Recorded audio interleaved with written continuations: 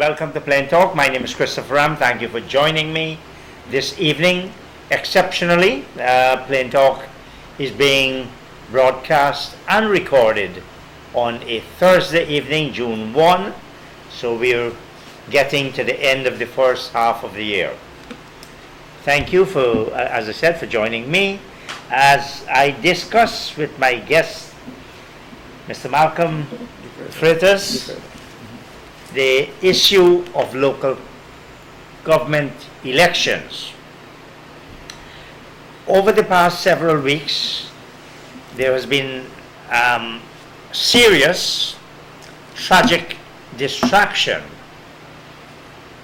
and there has been little time for discussion and debate on local government elections. But it's now 11 days away. Mr. Malcolm Freitas is contesting in Constituency 1 in Region 4 as an independent candidate, which is one of the differences between the national elections and these local government elections. Welcome to Plain Doctor. Thanks. I'm happy to be here, Mr. Ram. Now, you're independent. What does independent mean in this context? It means that I'm only contesting in the first past the post part of the elections. Local government elections has two parts in it. We have the first part, the post part, and then we have the other part, the proportional representation. I'm only working in the first past the post. So for me to become the candidate that wins the election at the first past the post election means I have to get the most votes than any other. And that's a challenge I have. And that's a challenge I'm prepared to accept, to become the servant of the people for Constituency 1. Now, when we talk about the independent, we are really talking about independent of the political parties. You've got yes, the PPP I'm separated Civic. from any political party, and that was a deliberate decision. That's been my decision for the last two previous elections which I had contested. This is not my first time up at the local government level. This is actually my third time, and I think I might be third time victorious. Well, I wish you luck.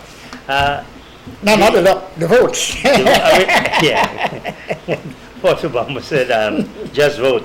But do you see any serious interest in these local government elections? Yes, when you are walking and talking to the people, they have concerns.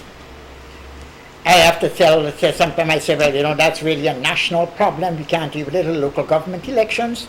It's not a local government problem as such. And then I explain the difference between the one and the other.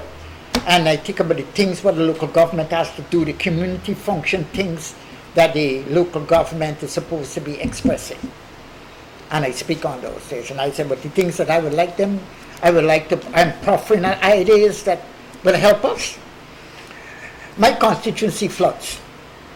Parts of it, like Street Albert Town, different parts of Queenstown, sometimes some in South Cummingsburg, to be flooded. Why are we flooding? We didn't used to flood before.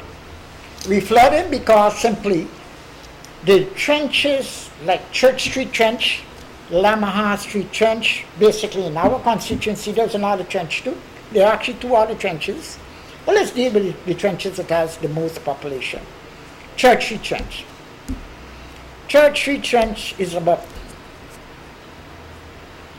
6 foot needed to be deeper from where it is actually. So what's happening? You don't have a reservoir to retain the water until the water gate is open, the coke is open, and so you have flooding. It's as simple as that. It's a basic problem in physics. It's an elementary engineering problem that we cannot fix because of the parties fighting one another instead of looking after the interests of the people that they're supposed to be serving. And that's the problem we have at council. And that is part of the problem I will change. Now when you finish the trench, what you got to do? You got to make sure that you clean the gutters. How do you clean the gutters? You can start with the alleyways. So the trench, the alleyways, and then the gutters. And you will be surprised. That will solve the flooding problem that we have. It's as simple as that. But the problem in that we have in our politics, we don't seem to find simple solutions. We only want to complicate solutions. So we never get it done. But, Mr. Freitas, they instead, Malcolm. Malcolm, all right, I wanted to accord you the respect you deserve. No, the Freitas is my title. I have no problem. You call me Malcolm or the Freitas. Well, what we have seen is instead of creating reservoirs or cleaning the places, we have in fact been filling up. We're old enough to know East Street Yes. Canal. Yes. We look at what's happening in I think is that North Road and we're outside the casino. You are narrowing the drains in order to facilitate cars, to allow gambling to take place, to allow parking to take place. The issue of So the gambling area is a different matter than the local government matter. Yes. But the point that you're making is that the concrete strip that they have there is a parking thing. Well, it's more than just a strip now. I know, it's a part of the whole street. It's up to today. The issue with that is that we still have to dig the trench. The grass verge that is there now replaced by that concrete strip creates another problem. Yes. Water runs fast over the concrete. One. So that's a part of the problem. Right. But the issue we have, is that a good thing or a bad thing? I don't know. But what I know is that it is there, and if it is there, we have to find a way of resolving the problem of the trench. But what is the problem? Now you have, it's the width and the depth that creates the reservoir. They have narrowed If you narrowed it, the width. Surely They will affect the ability of the depth. Unless you're going over to the other side now. You're digging into the other side, which is the embankment over what we call the middle dam. The entire length of dam. I want to ask you, you said what you're going to be doing. But you will be one of how many people? You know, everything that has started and every change that has started in any society started by one person making a decision and other people getting involved in that decision and agreeing with it. So I don't have the problem with being a leading figure or a pioneer and get involved with something. I think it's up. Well, pioneering indeed, and that's a good thing. And I've known you. I mean, we're going to talk about corporate governance, which is something very close to your heart. But you first of all have to you got to be elected. Yes. Let's assume you're elected because No, let me not assume it. When I get elected. when you get elected, Yeah. you go there. You're literally a minority of one for that. Oh yeah. You have to get any ideas onto the paper, on the agenda. You know, That's a not going to simple be process. easy. No, that's going to be a very simple process. Tell me.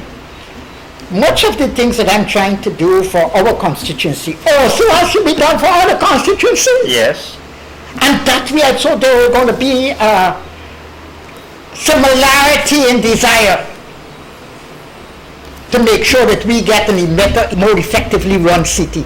And I can use that. I can say, well, all right, you know, the North Road Trench affects, that is in the section 8, I think, Border, Stabrook. The North Road Trench, which is just over the road from the Church Street Trench, which leads into the Church Street Trench. Yes. Now, when you look at that, you ask yourself, oh boy, but what happens? Border gets flooded, Border Market gets flooded, Border Green gets flooded. Why? Because it's not drained. It's not drained because the trench that is designed to help that drainage It's not that. It's only getting drained through the South Road side. Yes. Right. So effectively, 50% of the drainage of that particular area is nullified. So we're going to take the North Road too. And I'm going to say to the guy, the council representing North Road, hey, you hold my hand in this, and I'm going to hold your hand in this, so the two of us is going to talk on this matter. So what's going to happen?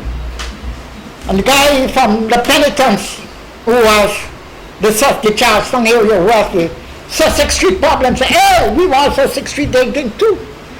So we have a combination of councillors who is fighting to make sure that they can get what they want. And it's simply you just give developer a policy, and you give the engineer the instruction, and the town clerk by law has to make sure that the engineer carries out this. The engineer will come to you and say, well, hey, all these ideas are good, but it's going to cost money. This is what it's going to cost, this is what we're going to need, this is how we're going to go there. So we got to politically got to come to make sure that they get the resources.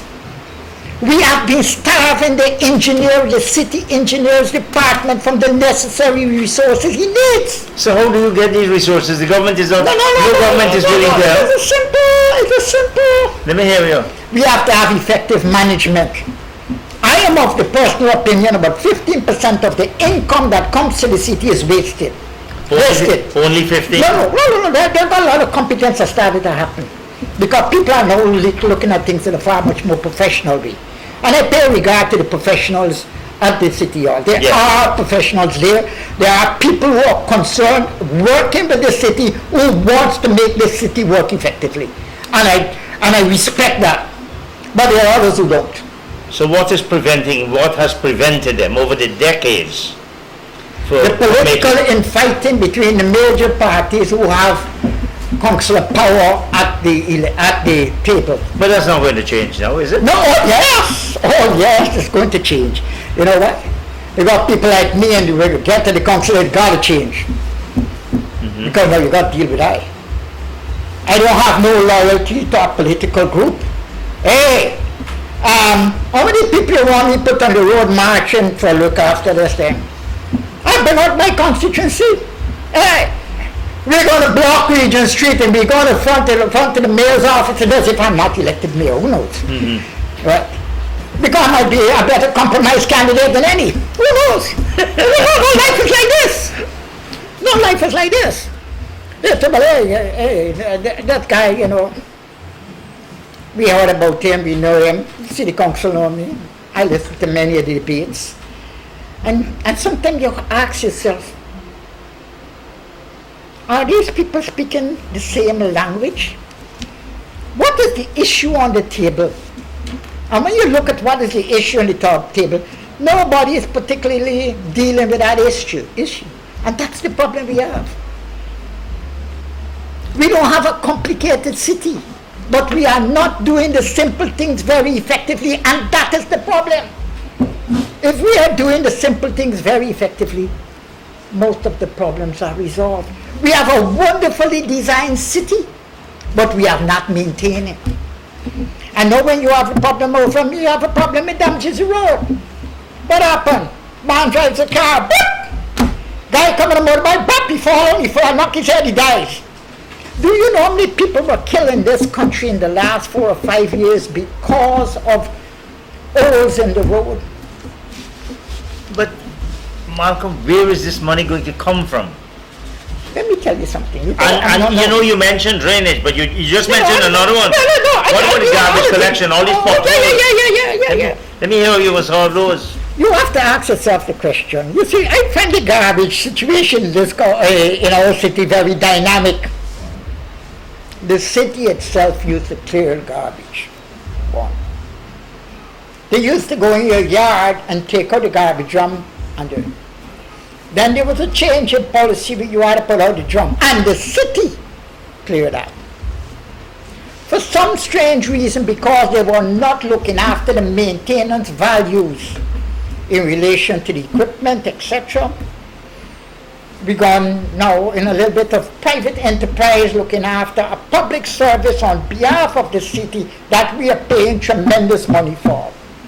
And we were fortunately that they were there.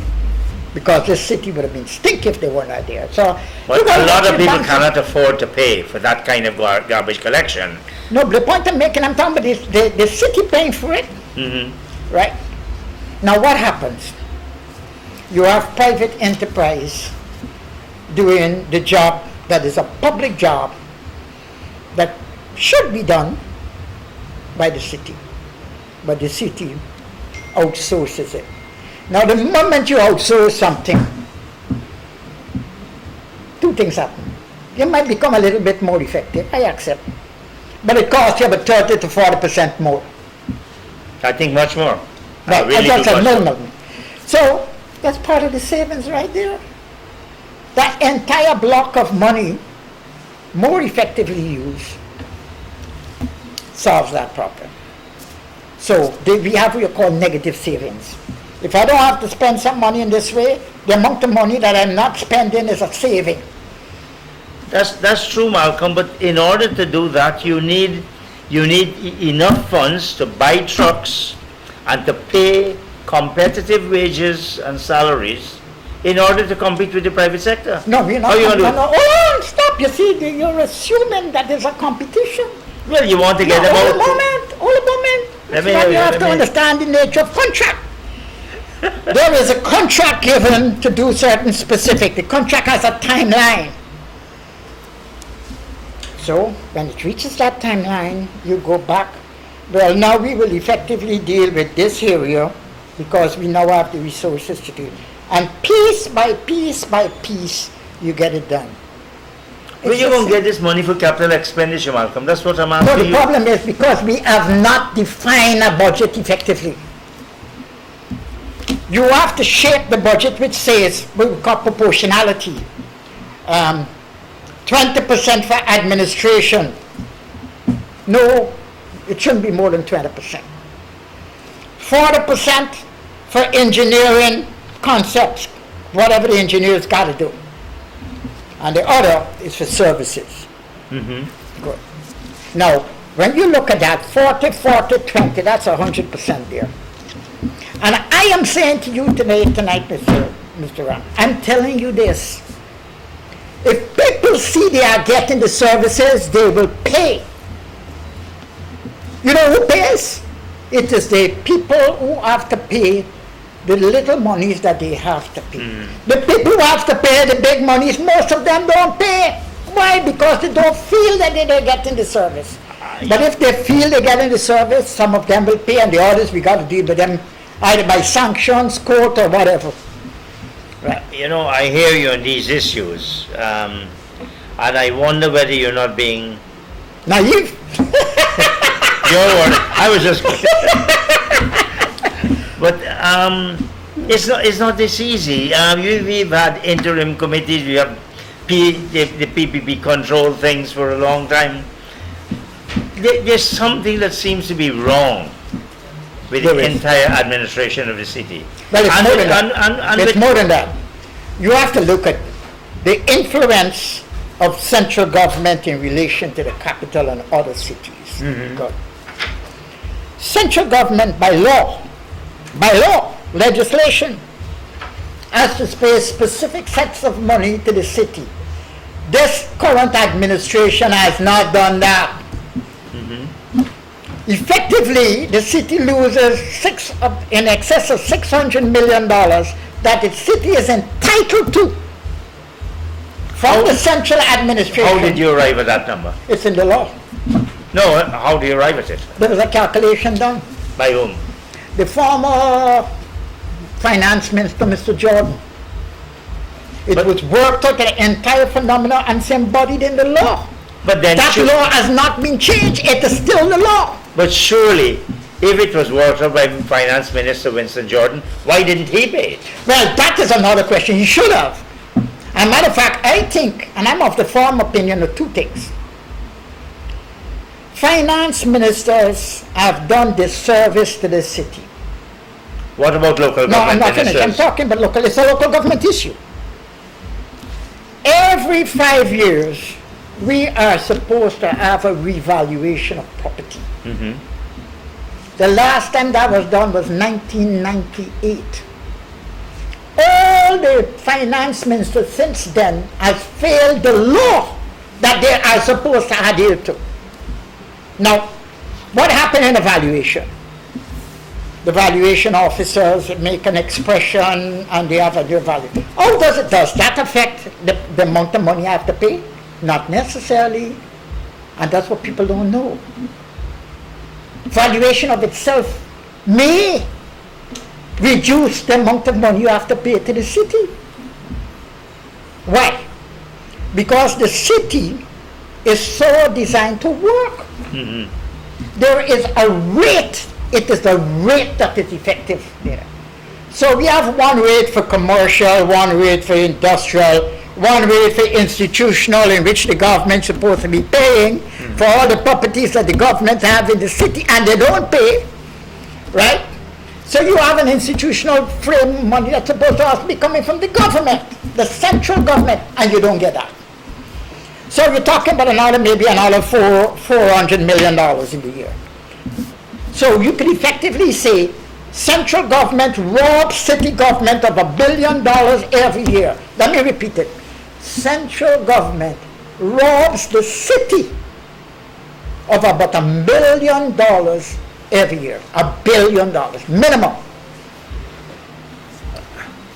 So you're suggesting that all these problems can be molded into the kind and lend themselves to the solution you think you bring?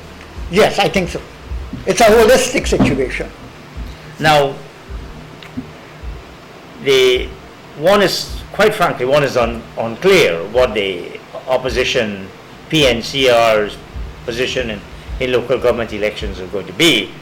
That is their issues and that is their problem. Well, anything to do with elections is everybody's problems. I am happy to state that. And I'm happy that the voters are realizing that, so they know that they can make a decision for the change. And that's the important element. But Now, many political parties, major political parties, sell themselves the party instead of how are we dealing with the particular issues that you are facing, and what will we do to deal with those particular issues that the city is facing. I've suggested to you tonight not only what we can do, but how we can be able to get it done. Ask any other political person those questions. If they're not using my ideas, I don't know. You know, the PPP has obviously decided it wants to take Georgetown. The PPP has expressing the authoritarian impulse within the party. And that is what they have always done. Marxism, Leninism, at that period when you can consider them Marxist, Leninists, had that impulse. They still got impulse. Well, I don't know if they're that, doesn't matter. Well, look at how the campaigning is going. I'm not going to the campaign, I'm just getting on with my business. Yeah, but you need, all right, it's your thing. No, but I understand some of the deviousness has already started. But do you see, if the PPP were or was to win the region, The city of Georgetown? The city of Georgetown, what difference would it make to how the city is managed? Now you ask a tough question there, you know. Nobody knows. It might be better, it might be worse. I just don't know. That lies in the future that is very uncertain. It's quite unlikely. It defies logic that a PPP government would deprive a PPP controlled city of money. No, you know, sometimes that logic don't naturally work in politics. You know, that's a rationality. There's a lot of irrationality in political life in Guyana, and we have to cater for that. Simply because they can get to the concept of, hey, it's already our own, you know, we ain't got to do nothing about it. we are already in there, that's it. When we get into elections, we can start to do something so we can get the vote. But in the meanwhile, you're depriving people of the benefits that they're entitled to. That can be a possible way. That's highly unlikely, though. No. Everything that is done is towards 2025, including local government elections.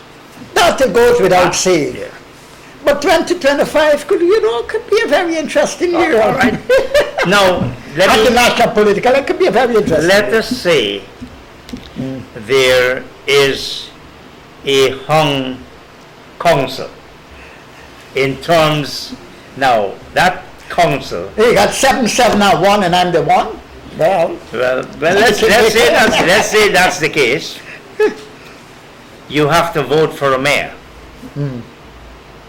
Will you support a PPPC nominated mayor or a PNCR nominated mayor? it depends on what that person is, what their program is going to be, my assessment of their character, if they're capable of doing it, my assessment of the weight the political party that they represent is going to place on or constrain them. When I measure those, then I can make a decision. I will know outside of that. So you are not in any way concerned in the history of both parties and whether you trust them, whether you can support them, whether you can vote for them, whether you can make them mayor. The point is, I can tell you something. At some point, you have to have trust. In political life, you have to have trust. When there is a breach of trust, that's a different matter. But in the beginning, you have to have trust. If you don't have trust, how are you going to serve the people? The problem is, who do you trust? But That is where the issue is. so you cannot say at this stage whether Nobody you can would say. you would support the I would not make a commitment like that at this point. There are too many unknown variables. and these are known unknowns or unknown unknowns. Both. Both sides of the street. You remember the American Secretary of State, Donald Rumsfeld, and known unknowns and But they are. It's a mathematical frame. There are many known unknowns and there are known unknowns. so you okay. You've said you don't know at this stage which direction you will go. You are not, in my view, you have rose-tinted lens when it comes to how we can resolve the multitude and embedded problems of Georgetown. No, But- let me get there. I don't think I have rose tinted ones. This is rose tinted, but it's certainly, I don't want to give, but I'll give the company the burp. Philip De Silva made this glass, and it's you know- certainly a rose tinted. You know I'm using it figuratively. No, I'm conscious, but I'm saying to you, sometimes because truth is so simple, we see it in glossy terms. I don't. I'm very hard realist. Very hard realist. Well, I wonder if, because we didn't say this, but you are not new to politics. No, I'm not. You are a leading member of that once highly respected United Force. That's a fact. Now, the evolution of the United Force to what it is now. Is it? I don't know if the party exists. I don't know. Well, the party exists to go to the just to feed it. I don't know that the party as a party exists. Because there are internal constructs All right, of a well, political party that doesn't whether or exist not now. it exists is probably not particularly relevant at this stage. How did it get to this stage? Why did you allow it to get to that stage? You ask a nice question, Two things. About that. I fought to make sure that the internal mechanisms of the party were adhered to. I mean, when you're supposed to have elections for executive members, I'll go to the table and say, hey, we're due to this, Yes. When you postpone that, the internal fabric and the refreshing of the party was lost. That occurred. Then, whatever was the image or the motivation of the then leader, the current Speaker of the House, Mr. Mansour Nadir, when he adhered to becoming a minister in the government. He became a minister of the government and he came back to the party office and tell me that he was just sworn in as a minister. Now, He was just sworn in. He told you after. after. So this was not a party decision. Well, it's not a party decision that I was sitting on in the discussion of or coming to a decision on. Yes. There was some discussion about it, but we didn't make the decision. Or I was not a part of the decision maker, and I was having an entitlement to be there. All right. He didn't get into any parliamentary seat without the work that I did. And others did to make him become the member in the House. All right, but that's history. But it taught me something. One of the greatest tests of a human being is to give them a little power and see how they can handle it. It's a test of character. I am of the firm opinion now, without any apologies, that Mansour Nadir failed that test of character. It's as simple as that. Do you think that that's a popular view? But it's a popular view or not. No, but A lot of people- I'm asking you what you think. I think a lot of people would support that as an idea, that he had failed in that sense. Did he deliver the TUF to the BPP? He couldn't do that. Well, but He is a leader, he went. de facto, The party dissolved. well, he delivered it. Yeah, but the party dissolved because of it. And I said to him, I said, you hug up a dominant force which is going to swallow you. He did. He became a candidate for the People's Progressive Party the next election. And he's now a candidate of the People's Progressive Party. He was elected as Speaker of the House of Assembly. That's how it went. It's very plain, simple. That's how it went. Well, And it took a force which is centralistic a little to the right from further developing. So the political space was narrowed. why did Malcolm the Freitas allow this to happen? One man, a lot of us tried to stop it. We didn't allow it to happen. It happened despite us.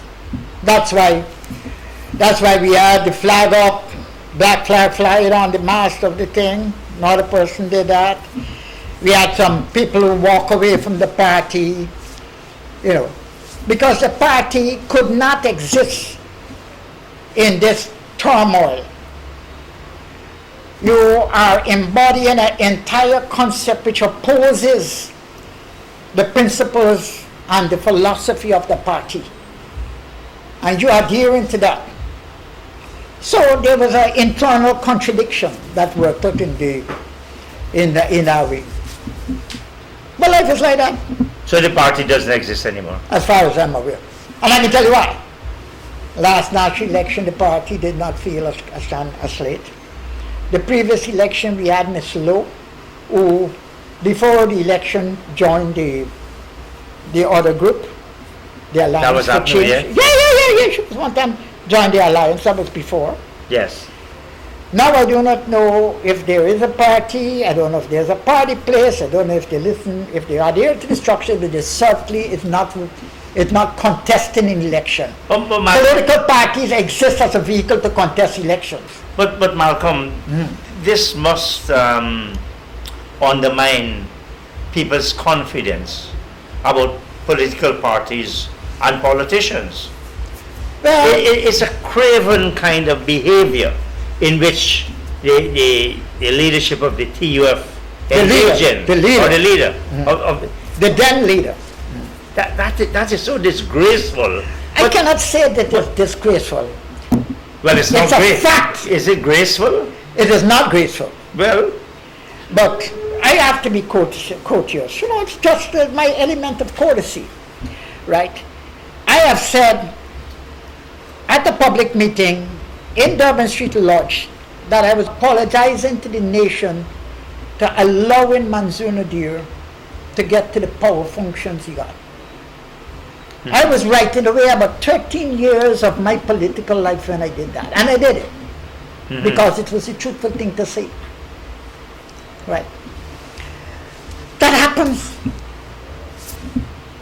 We have to live in the reality of what happened and why it happened. And I think we discussed that. Back to the local government election. Oh, I'm happy that you Why is there such little public enthusiasm and energy because for these look, elections less than 2 weeks from now? No, I didn't tell you what's happening. We had 2 displacements. We had a tragedy. The Mahaika story, which was very sad. Mahaika? Yeah, Madia. We have another one happened today or earlier. Another school building burned, dormitory or whatever burned.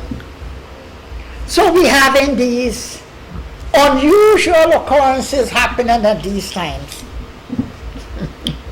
known as a displacement. So the focus of attention moves from one to another. We had the entire thing at where the entire political elite in executive power, much of them are there at an occasion where you had some of these children who are still with this trauma on exhibition. What nonsense! That occurred there. Now, you're given so many days of mourning for this and so on and so forth. But this thing has not been properly investigated as yet. They're not interested in No, investigating. that's a different matter. I was going to come to that. We'll come to it, yeah. Well, I'm coming to that. But it's not totally investigated. You got to go to the police, you got to go to the fire service, you have to understand the dynamics. And there are a lot of things in this dynamics. Right. This was preventable.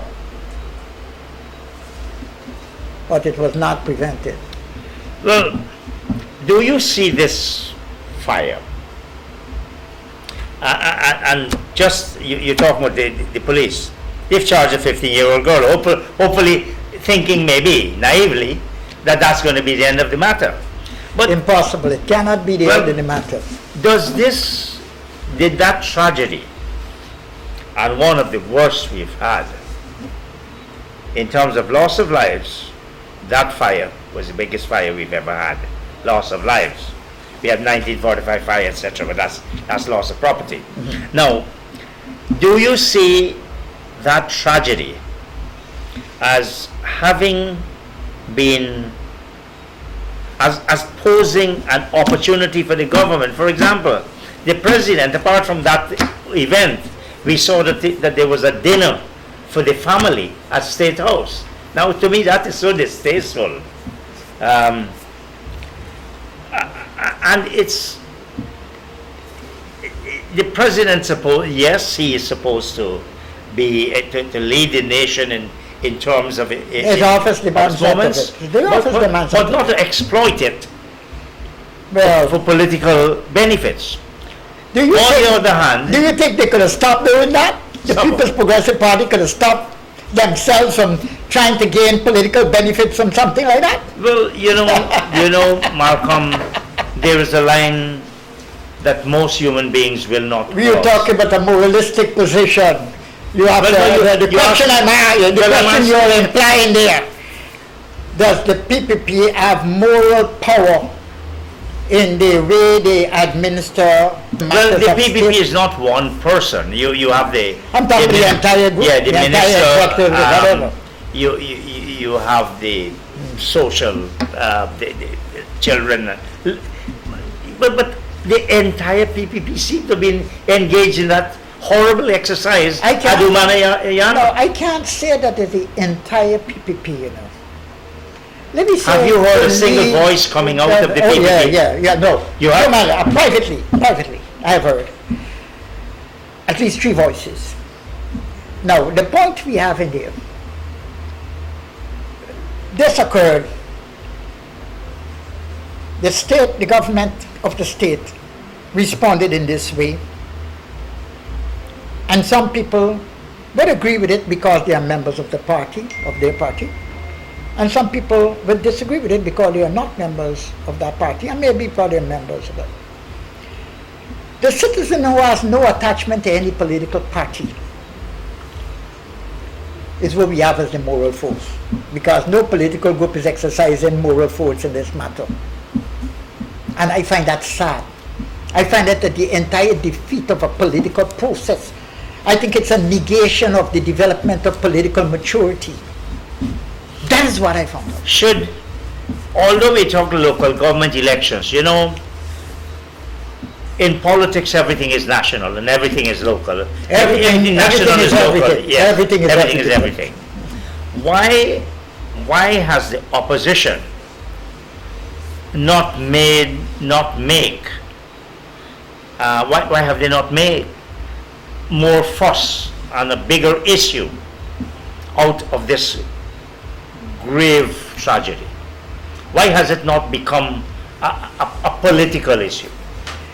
I Or cannot, do you think it's that we should? no, I cannot express the opinion or whatever opinion that the opposition has in relation to this. But you're part of the opposition? No. I'm an individual candidate Mhm. running in the opposition. That's So, well, no, right. Okay, in go the on. opposition because I'm opposing other groups. Mhm. So I'm opposing everybody who's contesting in the fast pass votes for constituency 1. I am opposing them because I think I'm better than any one of them to be in the council. Well, In that sense, I'm opposing. given the number But of... no, I'm not finished. Go on. But I cannot state what is the mind or what is the policy of the People's National Congress or the Alliance for Change or whoever else is in the opposition on this matter. They have an opportunity to express that in the public arena, or they can determine their own timing of what they're going to do about that. I just don't know.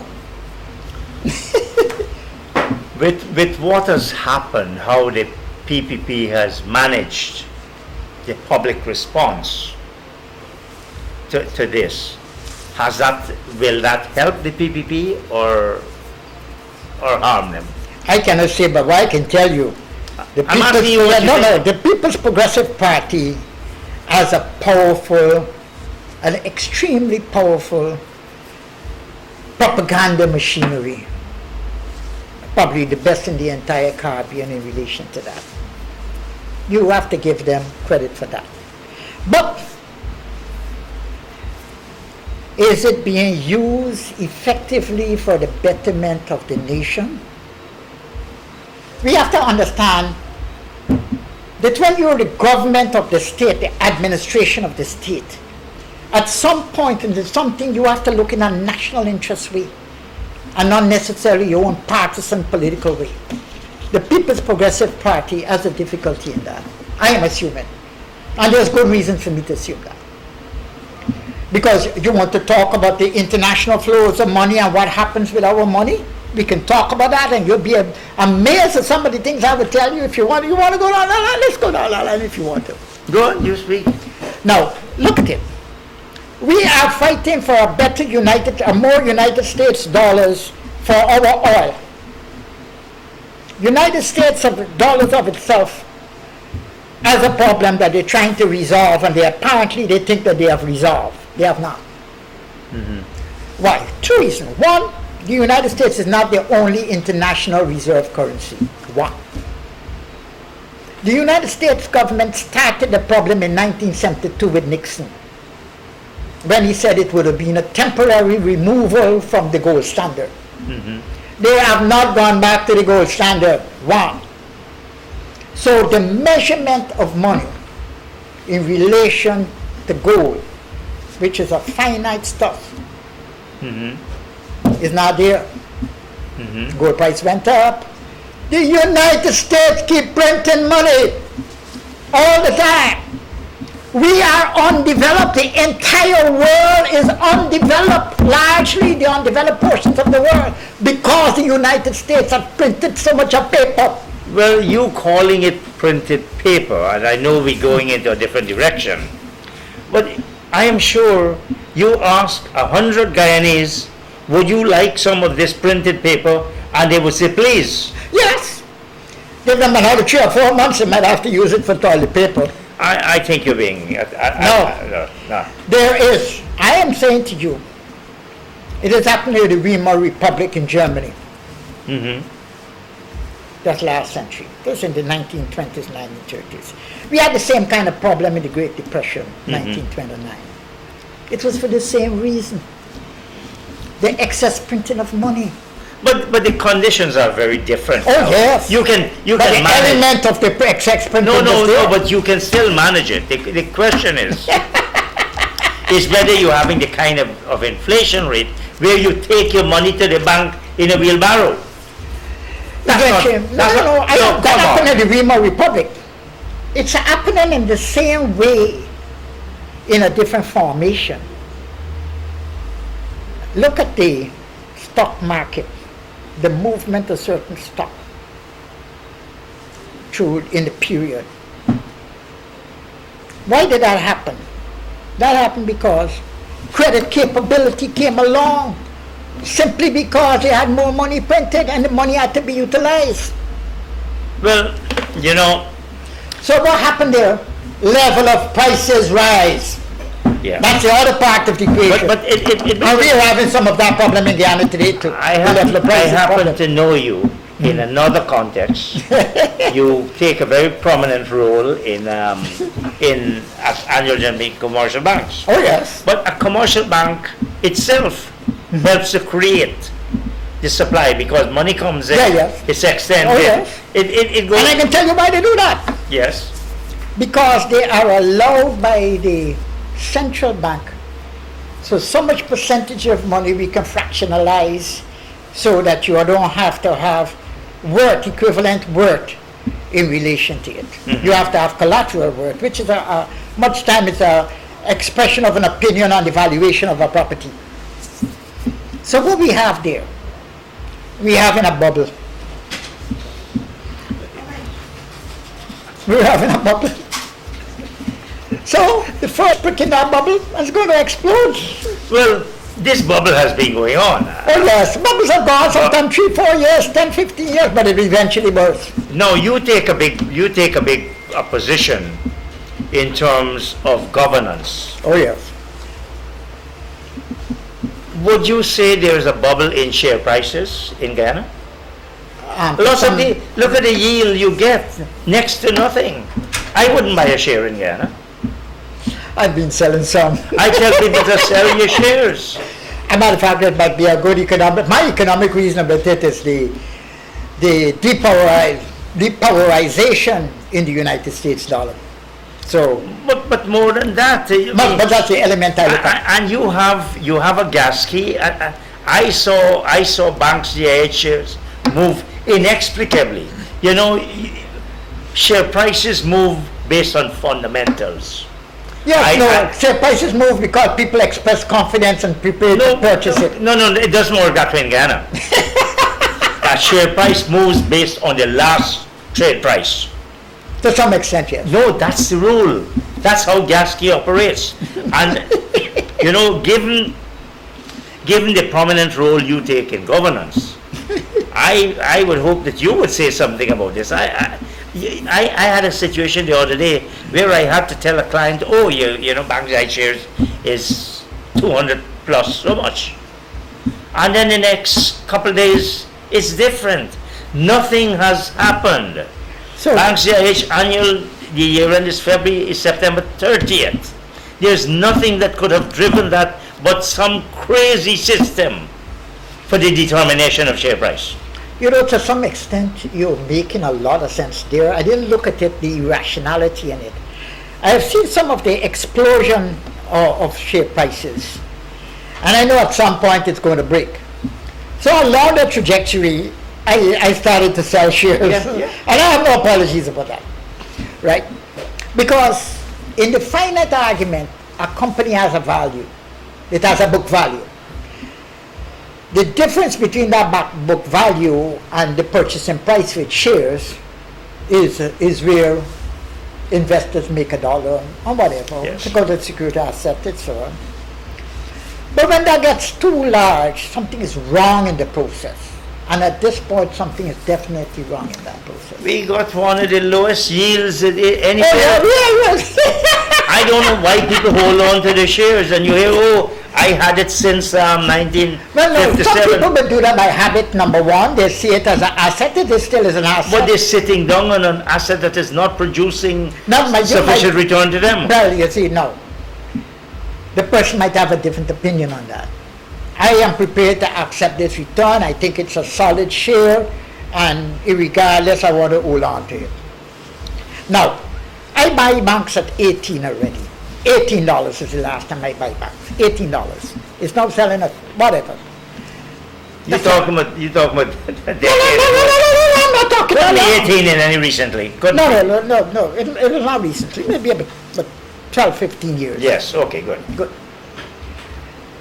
Bank still has a value. It has a book value.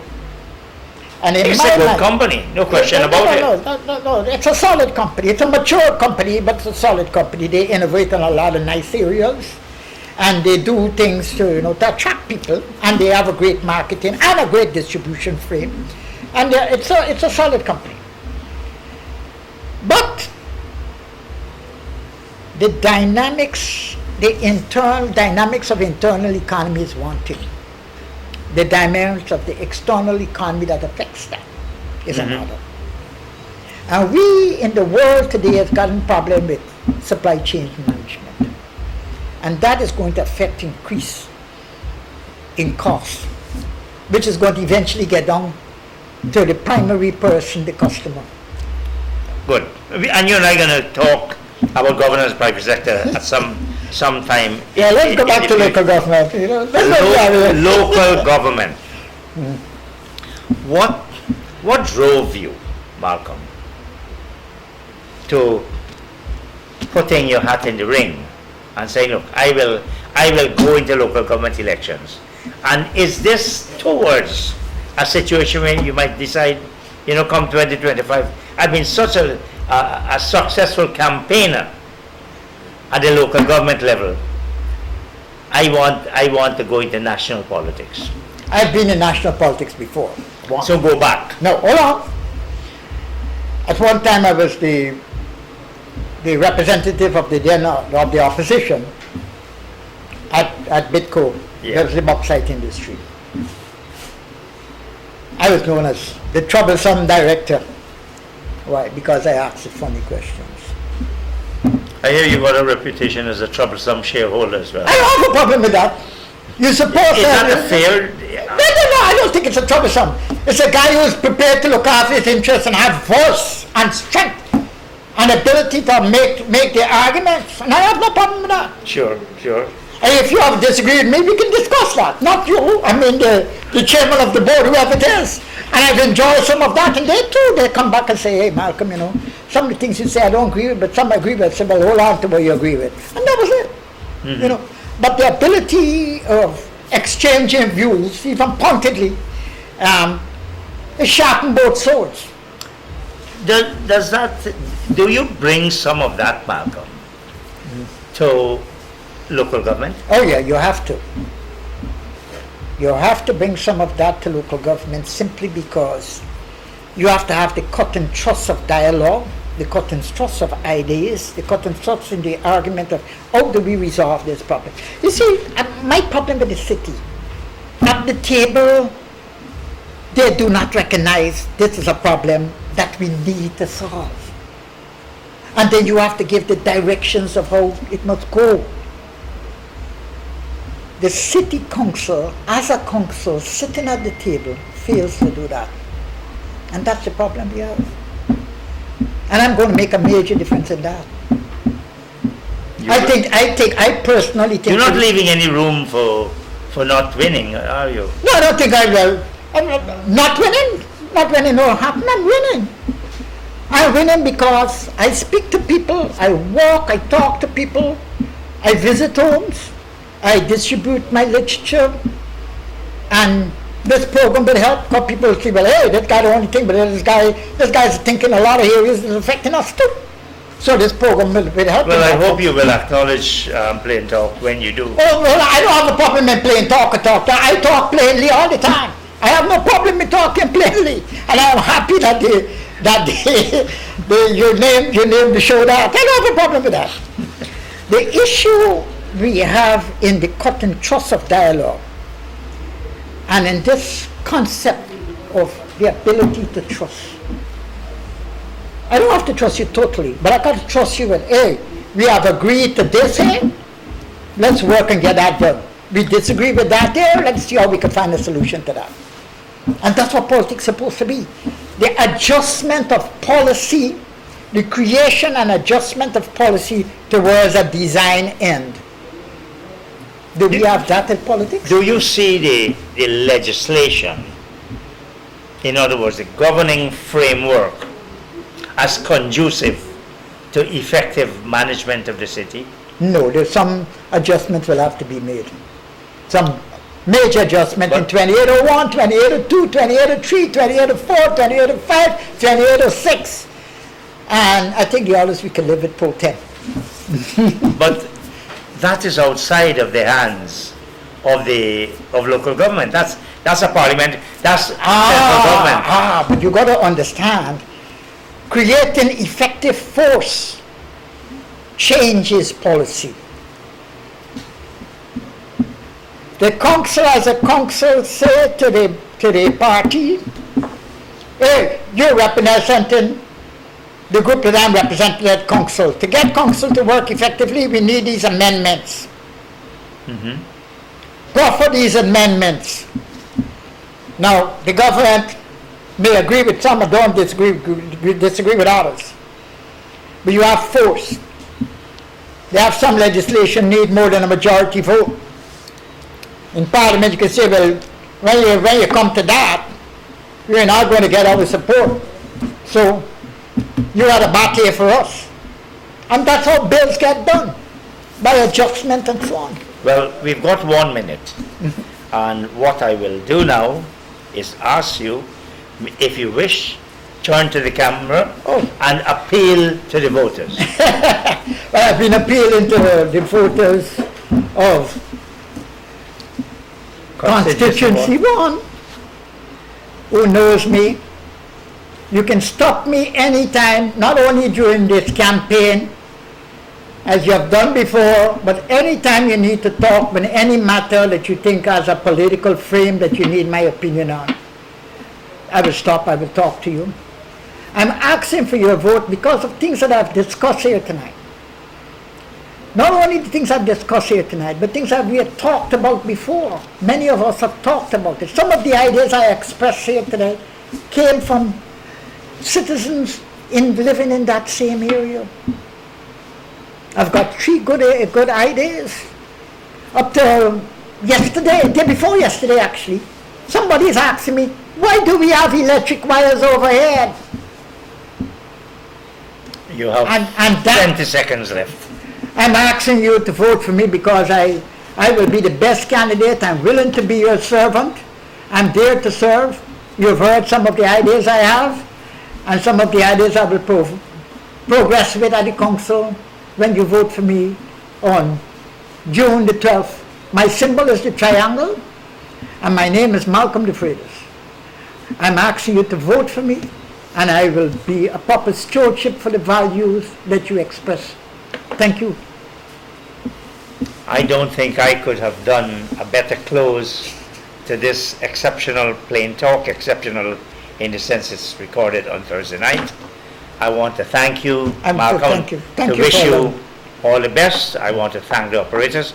I want to thank the management, the owners and managers of this Channel 9 for facilitating this program tonight exceptionally because it's not a Wednesday night.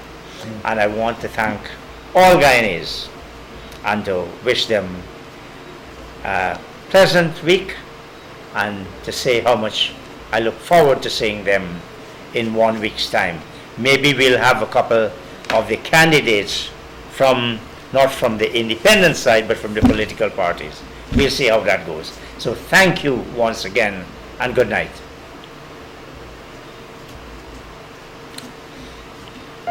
Thank you.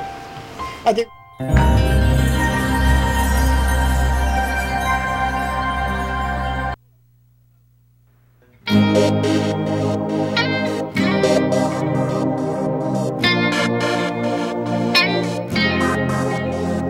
Look down from your window, no big city lights, just greenery. I don't know what you come for. Listen up, my dear, we're such a man free. Welcome to the land of many faces, not one, not two, but 6 different races. You'll know when the sun kisses your skin, you're in the right place. G-U